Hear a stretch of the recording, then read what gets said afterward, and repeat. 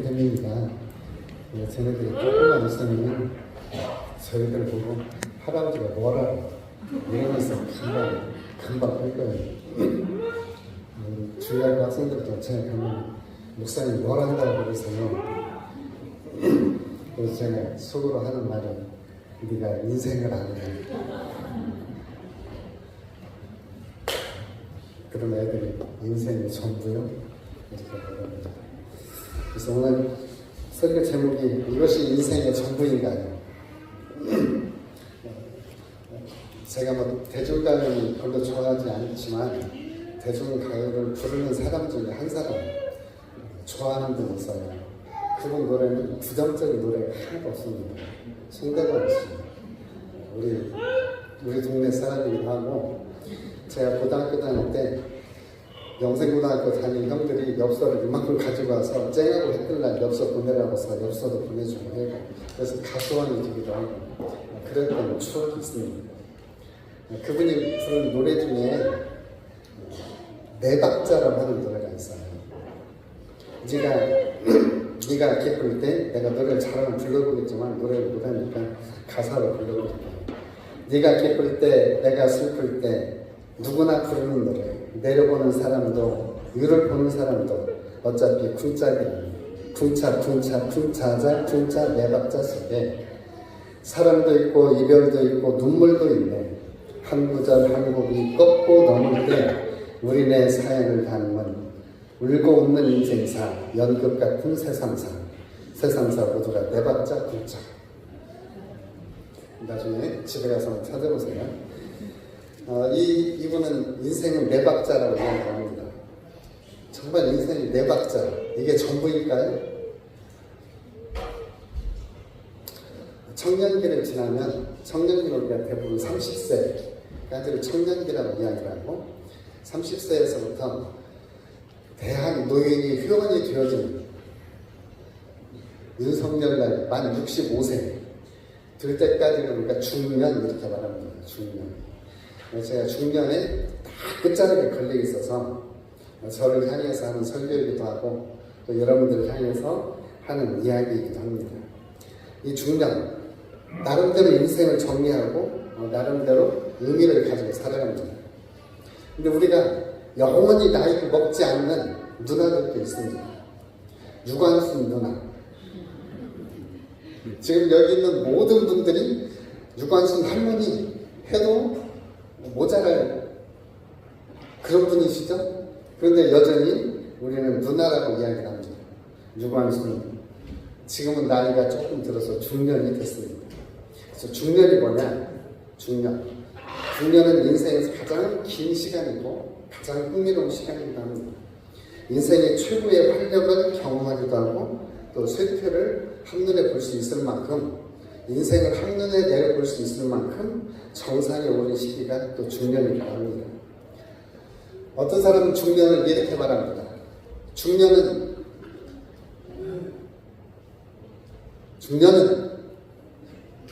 부산에 있는 오륙도다. 오륙도. 보이는 것 같은데 안 보이고 안 보일 듯한데 어느덧 물 빠지면 보이는 이런 게 바로 중년이다. 오륙도. 또 어떤 사람은 사춘기의 청소년에 비유해서 중년은 갱년기다 이렇게 말합니다. 그래서 중년기를 거치면 모든 사람들이 거의 갱년기를 거쳐갑니다. 인생의 경륜과 함께 주름살이 늙어가기도 합니다. 우리 머리카락이 10만 개라고 이야기합니다. 우리 머리카락 수가 10만 개. 주름살 하나 늘어나면 머리카락이 5,000개씩 빠집니다. 제가 눈가에 주름살이 4개가 잡혀있다. 그리고 머리카락이 2만 개가 빠져있다. 주름살이 이마에 깊게 하나 패여있다. 그럼 주름살이 깊게 패여있다면 머리카락이 10,000개가 빠져있다. 늘어난 주름살만큼 소갈머리가 없어지는 때도 중년이라고 이야기합니다. 그러면서 중년은 이런 육체적인 모습도 있지만 또 현재 실제 생활에서 적응하기가 어려운 부분이 있습니다. 그 중에 하나가 전자기기입니다. 전자기기. 핸드폰에 우리가 알지 못하는 수없이 많은 기능이 있습니다. 딱 한 가지만 씁니다. 전화 걸고 받는 거. 그리고 나중에 뭐 몇 가지 기능을 썼다 보더라도 점차 핸드폰 사용 기능 수가 줄어가는 게 중년이기도 합니다. 그리고 또 중년은 돈을 많이 버는 시기이기도 합니다. 돈을 많이 벌어서 많이 먹고 허리가 굵어지는 시간이기 바로 또 중년이기도 합니다. 그래서 넥타이 넓은 만큼 허리가 넓어지는 때가 중년이라고 이렇게 합니다. 반면에 불확실한 미래에 대해서 그리고 내가 죽을 때까지 연금을 받을 수 있을까 하는 걱정도 있는 때가 중년이라고 이야기합니다. 저희는 정년을 한 10년 남겨놔서 우리 목회자들 정년할 때 교역자회에서 한 100만 원씩 주자 이렇게 해서 정년 죽은 뒤에 주지 말고 살아있을 때 쓰라고 100만 원씩 주자 저희가 그렇게 얘기를 했어요. 그랬더니 저희 교회에서 가장 젊은 목사님들 서너 명이 목사님들은 받지만 우리는 누가 줘요? 이게 젊은 세대는 누가 우리한테 이 돈을 줄 것이냐 고민하는 시기 그게 바로 중년입니다. 그래서 어떤 사람은 중년을 갱년 같은 시기다. 갱년 같은 시기. 갱년이 혹시 뭔지 아세요? 갱년. 조금 덜 졸이면 갱년이 조금 덜 졸일 때는 우리가 조청이라고 말하고 조청을 조금 더 줄이면 갱년이 드는데 이 갱년을 느려서 바람을 넣으면 엿이 되고 그 바람을 안 넣은 그 엿을 갱년해야 되는데 이게 잘못돼가지고 개엿이 되거든요. 중년은 갱년 같은 그러한 인생의 시기라고 합니다. 왜냐하면 우리가 5절과 6절 말씀 5절에 보면 너는 밤에 찾아오는 공포와 낮에 나가드는 화살 어두울 때 퍼지는 전염병과 밝을 때 다가오는 재앙 이런 것들이 미치는 때가 바로 중년이라고 이야기합니다. 중년은 어렵고 힘든 시기입니다. 이리저리 채이는 시간이기도 합니다. 그래서 우리 중년의 시기에 일어날 수 있는 일들을 좀 살펴보려고 합니다. 중년은 자녀들과의 관계가 변화됩니다. 중년은 자녀들을 위해서 굉장히 많은 돈을 투자하는 시기이기도 합니다. 자녀들을 키우고 대학 보내고 하는데 그 돈을 결혼 자금으로 주어서 10대에 결혼을 시키는 것이 훨씬 낫습니다. 그게 훨씬 낫다고 이야기를 합니다. 그리고 자녀 교육을 다 시키고 난 다음에 남은 돈을 가지고 생활을 하려니까 생활이 잘 안 되는 때가 중년이기도 하다고 합니다. 그리고 가장 큰 것은 빈둥지 증후군이다. 학교에 다니는 아이들이 결혼해서 나가는 학교를 위해서 출가하고 그 전에 하루에 한 번씩 빨던 옷을 일주일에 한 번도 세탁기 돌리기가 힘들 정도로 옷이 나오고 밥을 한 번 해놓으면은 그전에는 아침 저녁으로 해도 밥이 모자랐는데 이 중년의 나중의 시간에는 한 번 먹으려고 해놓은 밥이 일주일 동안 냉장고에 돌아다닙니다. 이게 중년의 시기랍니다. 그리고 이때 또 하나 변화되는 게 있는데 부모님과의 관계입니다. 옛날에는 농경사회에서는 대가족 제도라서 부모님, 조부모, 또 손자 이들이 한 세대에 걸쳐 살았고 손자들은 할머니들을 봐주고 나중에 할머니들이 좀 힘들 때는 손자들이 봐주고 그러다 또 천국 가면 천국 가고 이렇게 하면서 가족 안에서 돌볼 수 있었는데 지금은 우리나라가 소득이 4만 불, 3만 불, 4만 불 주면서 온 가족이 돈을 벌지 않으면 가족이 유지가 안 돼요. 만불 시대는 아버지 한 사람만 벌어서 5명, 6명 되는 가족이 다 먹고 살았어요. 근데 지금 4만 불 시대에 지금은 가족 5명이 다 벌지 않으면 가족이 유지할 수 없는 게 지금 세대이기도 해요. 그래서 가족을 돌볼 사람이 없습니다. 연로하신 가족을 돌볼 수가 없어요. 그리고 연로하신 부모님들은 대부분 질병을 가지고 있습니다. 유병장수라는 거죠. 무병급사. 유병장수. 제 친구가 나는 건강하다고 병이 없다고 한겨울에도 난로를 안 켜요. 추위를 안 타는 게 여름에도 에어컨 안 켜요. 더위를 안 타는 게 얼마나 좋아요. 그런데 딱 일주일만 죽었어요. 그래서 제가 그때 지어낸 사자성 유병장수, 무병급사. 내가 조금씩 아프셔도 괜찮습니다. 조금씩 아파서 잘 관리해서 오래 사는 것도 필요해요. 근데 이제 부모님 세대들이 천국으로 가는 세대이기도 합니다. 부모님 세대들이 천국에 가면 이제 이 중년의 세대들이 가장 윗세대가 됩니다. 그래서 그 전에는 바람막이가 있었는데 바람막이가 없어지는 시대라고 이야기를 하죠. 그리고 직장에서는 업무량이 엄청나게 늘어납니다. 대부분 직장에서는 이제 조금 높은 자리에 올라갑니다. 높은 자리에. 성경론리 같은 노비스트들은 전문 연구원 이렇게 올라갑니다. 전문 연구원인데 제가 볼 때는 가장 유능한 노비스트. 우리나라는 노비스트라고 하는 말을 더 좋아한대요. 근데 외국에서는 노비스트 대신 다른 말을 쓴답니다.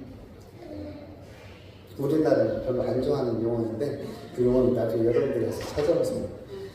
좋은 회사에 가가지고 사업 자금을 받아다가 연구를 시키고 그 연구를 시킨 그 결과로 이렇게 보너스를 받는 이게 노비스트잖아요. 그런데 외국에서는 그런 일을 하는 사람은 다른 말을 쓰고 우리나라 안 좋아하니까 안 쓰죠. 그러니까 이런 일들을 하면서 일이 자꾸 늘어나는 거예요. 이 업체 가서 또 이 기관에 가서 또 지금 조직 내에 윗자리에 있으면 저희 아는 분이 대교의 목사로 부임을 해서 갔는데 월, 화, 수, 월요일날 쉬니까 화요일, 수요일날 이틀 동안 계속 결제 도장만 찍는답니다. 교회도 담임 목사가 되면 결제 도장만 찍는데 이틀 동안 찍는 거예요. 그런데 일반 회사에서나 일반 대에서는 얼마나 요새는 전결하는 거 있어도 결제해야 되는 게 있거든요. 손미정 부장님 결제 몇 개나 하는데 결제 수없이 해드립니다. 그런데 이런 일들이 다 압박으로 다가오는 때가 바로 중년입니다. 그런데 이제 중년에 이렇게 직장생활을 하면서 문제가 닥치는 때가 또 중년이에요. 어떤 일이냐? 윗자리에 있다 보니까 가장 먼저 정리해고 당할 대상이 될 수도 있다는 거예요. 저희 친구가 일반 회사에서 정말 초고속 승진을 했어요. 40대 임원. 그런데 40대 중반에 옷 벗고 나오는 거죠. 일반적으로. 그러니까 이게 직장에서 고용 불안의 시기가 될 수 있고, 옛날에는 한 번 직장을 가지면 평생 직장으로 생각했는데 지금은 때가 되면 그 직장을 옮기는 것이 필요하다고 할 정도로 이렇게 되어져 있습니다. 그리고 젊었을 때 어떤 소득을 가지고 평생 살 수가 없는 시대가 바로 지금 시대이기도 합니다. 일단 분야에 따라서 좀 다르긴 하겠지만 직장 문제가 또 다시 직장을 연기를 해야 되느냐 아니면 다른 직장을 알아봐야 되느냐 그런 것들을 고민하는 시기가 바로 중년이기도 합니다. 결혼 문제도 그렇습니다. 결혼. 중년은 결혼의 가장 큰 축복을 누리는 시기입니다. 하나님이 중년의 결혼에 큰 축복을 주기도 하지만 또 반면에 결혼 생활에 위협받는 시기도 이 중년이기도 합니다. 그래서 중년 혹은 황혼 이혼 이런 말들이 많이 나오고 있는 거죠. 만족감을 누림과 동시에 사탄이 결혼을 파탄시키려고 다시 할게요. 사탄이 결혼을 파탄시키려고 가정을 끊임없이 공격하는 시기가 바로 이 중년의 시기입니다. 우리나라 영화 감독 가운데 월로이슈라면 지금은 안 계시는 것 같죠. 소천하신 것 같죠.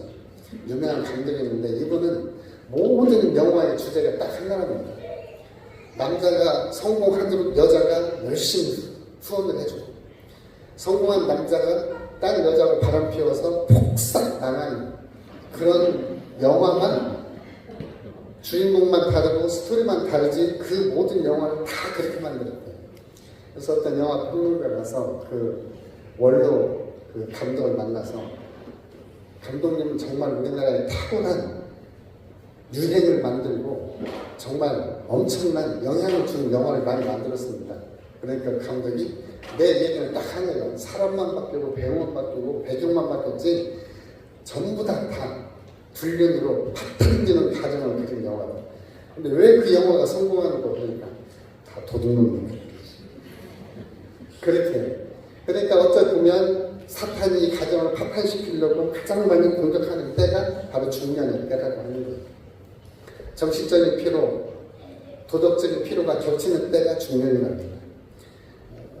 만약에 둘 중에 한쪽 배우자가 바람을 따라갈 경우, 제가 너무나 언어를 순화했어요. 바람 따라갈 경우 결혼이 붕괴되는 경험도 있을 수 있답니다. 이게 중년의 위기랍니다.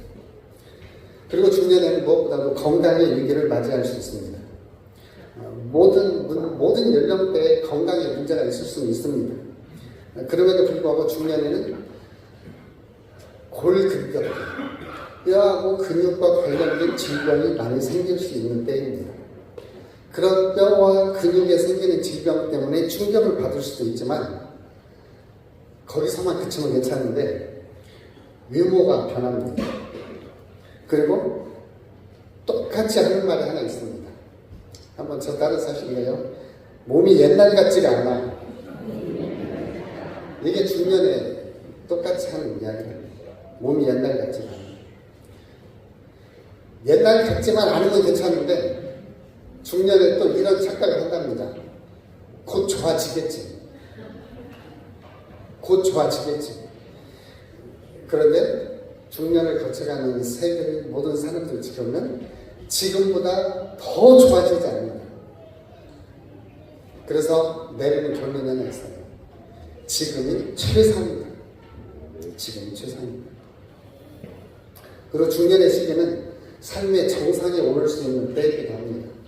조직에서 가장 윗자리에 올라갈 수 있는 때도 바로 이 중년의 시기이기도 합니다. 전문 영역에 있어서는 성공의 시기가 바로 이 중년의 시기이기도 합니다. 근데 반면에 최고의 정점에 있다고 하는 것은 곧 내려올 때가 된다고 하는 거예요. 다 이뤘다고 하는 최정점에 있기 때문에 더 이상 배울 것도 없고 더 이상 생각할 것도 없고 더 이상 공부를 안 해도 된다고 생각하는 때가 바로 이 중년의 함정입니다. 저도 그래서 일부러 제가 작년에 말씀드렸었죠. 책 안 읽겠다. 공부 안 하겠다. 연구 안 하겠다. 기도도 안 하겠다. 제가 기도해야 될 시간이 우리 성장님들 기도 시간에 그냥 와서 분당에서 얼마나 기도를 많이 열심히 했는지. 그래서 기도 시간에 제가 못 깼는데 요새는 성장님들이 이사를 가시가지고 안 오셔서 제가 다시 저희 기도 시간에 탈출을 했어요. 그러니까 모든 것들을 다 안 해도 되는 것처럼 느껴지는 시기가 바로 이 중년의 시기인데 그래서 중년의 시기가 위험이 될 수가 있다고 합니다. 모든 것 다 이루었다, 이제 됐다 라고 생각하는 생각이 저 한번 따라서 하세요. 교만이다. 이제 다 되었다고 하는 생각이 바로 교만이에요. 그런데 이 교만의 자리에 있으면 언제 무너질지를 모릅니다. 성경에 있는 대로 교만은 패망의 성공이라는 거예요. 교만은 패망의 성공. 그래서 중년은 이 교만을 가장 경계해야 될 시기이기도 합니다. 우리 서성훈 집사님이 지난번에 그런 말 하더라고요. 저년에도 무시하면 안 된다. 얘들이 기술도 얼마나 좋은지 내가 모르면 물어보고 그들한테 배우고 그렇게 해야 애들하고 어울려서 일을 해나갈 수 있다. 이게 중년의 시기예요. 라떼는 말이야. 라떼는 5,000원이면 살 수 있어요. 라떼는 말이야. 이러면은 젊은 사람들이 팽당할 수 있습니다. 그래서 지금은 중년은 더 겸손한 자리에서 배우려고 하는 자리. 그 자리로 내려갈 때 이때가 다시 한번 삶의 기반을 다질 때다. 그리고 모든 걸 다 이루었다고 생각하면 사람이 굉장히 영적으로 메마릅니다. 성경도 열어보면 다 아는 것 같아요. 또 성경도 보면은 다 아는 것 같고 성경 이야기 들어보고 그 얘기 또 들은 얘기 목사님 얘기 들어봤자 똑같아. 나중에 끝날 때쯤 보면은 지금은 우리 주 예수 그리스도의 은혜와 맨날 똑같아. 뭐 들어볼 것 없어. 이러면서 우리의 인생이 팍팍해질 때가 바로 중년이에요. 그럼에도 불구하고 하나님은 그 시기에 하나님이 뜻하시는 바가 있다고 하는 거예요. 무엇을 위하느냐? 하나님 나라를 위해서 새롭게 생산적으로 헌신할 수 있는 시간이 중년이에요. 지금까지 사회의 모든 것을 이루어왔기 때문에 지금까지 약간 소홀했던 것이 뭐냐면 신앙생활이에요. 신앙생활도 잘 해왔지만 그래도 하나님이 가장 원하시는 하나님 나라에 합당한 신앙생활, 그것을 이루고 그것을 배울 수 있는 시간이 바로 중년이라는 시간입니다. 그리고 중년의 시간은 이제는 삶을 단순화시켜야 됩니다. 복잡한 거 어차피 못합니다. 그러니까 복잡한 거 쫓아가려고 하지 말고 삶을 단순화시켜야 됩니다. 젊었을 때는 밤을 새워도 피곤하지 않았어요. 저도 30대 때는 새벽 4시까지 설교 준비하고 새벽 예배 드리고 그 다음 주일 예배 했어도 견뎠어요. 근데 지금은 그렇게 하면은 일주일 동안 매를 못 쳐요. 삶을 단순화시켜야 돼요. 삶을 단순화시켜야 돼요. 그리고 피로도를 줄여야 돼요. 옆에 분한테 한번 이렇게 말씀해 주세요. 미인은 잠꾸러기를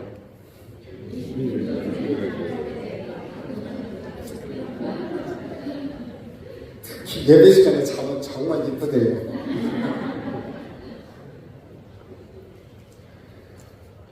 이 중년이 되면은 이 불면증과의 싸움이 심각합니다. 불면증과의 싸움. 그래서 잠을 잘 잘 수 있도록 하는 것이 필요합니다. 잠을 잘 자야 미인이라고 하잖아요. 미인은 잠꾸러기. 그러니까 이 일을 단순화시키고 삶을 단순화시킬 때 이 잠을 잘 잘 수 있는 길이라고도 합니다. 그리고 이 중년에는 젊었을 때는 모든 게 가능하다고 생각합니다. Everything is possible. 영어로 Everything is possible. 근데 중년은 Everything is impossible. 모든 게 불가능해요. 모든 것을 다 한다는 것은 불가능한 시기가 바로 중년이랍니다. 그래서 아니다라고 말할 수 있는 용기가 필요한 시간입니다. 아니다라고 말할 수 있는 용기. 예라고 할 수 있는 것과 더불어서 아니다라고 말할 수 있는 것. 그리고 중년의 시기는 이미 정점에 올라있기 때문에 높아지려고 할 필요가 없습니다. 이미 높아지려고 할 필요가 없어요. 더 많은 수입을 얻으려고 투작, 쓰리작 할 수 없는 시기가 중년의 시기입니다. 하나님이 주신 것에 대해서 만족을 누릴 수 있는 그런 시기이기도 합니다. 그리고 앞으로 무엇을 해야 되느냐? 정말 삶에서 가장 가치 있는 일을 해야 되는데 그 가장 가치 있는 일이 뭐냐? 감사하고 만족하는 삶이다. 감사하고 만족하는 삶. 내 삶을 돌아볼 때 정말 감사하다. 내가 신앙적인 면에서 사회 기여도에 있어서 그리고 사람과의 관계에 있어서 나는 정말 만족한다. 이런 삶을 사는 때가 바로 중년이랍니다. 물론 몸이 아플 수도 있고 우리의 몸에 질병이 찾아와서 있을 수도 있어요. 이런 몸이 아프고 질병이 있음에도 불구하고 나는 내 삶에 만족함을 드립니다. 내가 몸이 아프고 질병이 있지만 나는 내 삶에 감사함을 드린다. 이 만족과 감사를 누릴 수 있는 때가 바로 중년이라고 이야기합니다. 성공한 친구들이 하나 둘씩 곁을 떠나갈 수 있습니다. 저희도 동문회 휘부에 보면 주소록에서 빠지는 사람이 나옵니다. 주소록에서 빠지는 사람이 나옵니다. 60대면 60%만 살아있고요. 70대면 70% 가고요. 80대면 주변에 있는 친구 80%가 내 주변에 존재하지 않을 수 있습니다. 지금 살아있는 자체를 하나님 앞에 감사하시는 거예요.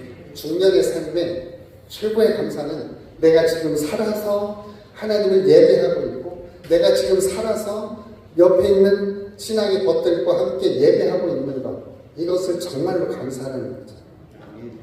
우리 자신을 돌아보고 우리 자신을 성찰하면서 우리 자신들이 이루어왔던 것들, 그 자리에서부터 이제는 일의 사역의 성취가 아니라 관계의 성숙을 위해서 시간을 투자해야 되고, 관계의 성숙을 위해서.